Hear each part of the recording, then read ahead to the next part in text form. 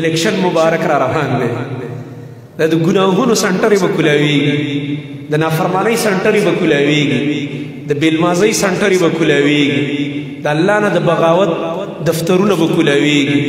په هغې کې به د ځان بډایي د ځان صفتونه زه داسې یم او زه داسې یم او زه به داسې انقلاب راولم او زه به دا تبدیلي راولم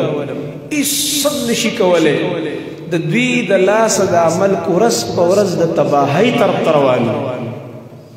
ښه ورځ مخکې ده او موږ ورپسې یو ځکه چې دا مصیبت او دا میدان دومره ګنده میدان دی د مصیبت نه ډک دی چې په دې کې به غټې غټې خبرې کوې نو هله به تا ته خلک متوجه کېږي او انسان چې کله غټې خبرې وکړي د الله مدد ترې واوړي انسان چې کله حدیث کې راځي دا وایي چې ما مشر کوي د الله نبي موږ داسې سړی مشر کوو نه په اسلام کې داسې سړي ته مشرۍ حق نشته دی چې هغوی ما له مشري راکوي ما مشر کوي زه ښه سړی یم قرآن کې هم په دې پابندي ده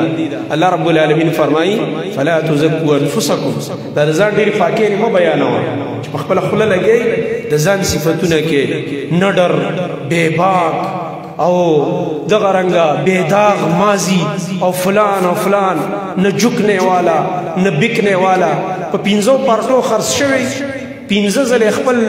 ضمیرونه بدل کړي را بدل کړي هغه هم ځان سره لیکلي نه جھکنے والا نه بکنے والا دا والله که زموږ د مسایلو حل دی زموږ د مسایلو حل هم هغه دی چې هغه آدم علیه السلام الله رب العالمین ځمکې ته راکوز کړو ورته وفرمایل آسماني وحي به راځي د هغې تابعداري به کوئ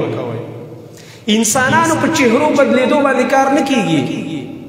بلکې د وحي په تابعدارۍ باندې به دا قوم دا انسانیت سمیږي او هله به دوی د جنت مستحق ګرځي دنیا به دې مزیدارۍ آخرت به دې مزیداري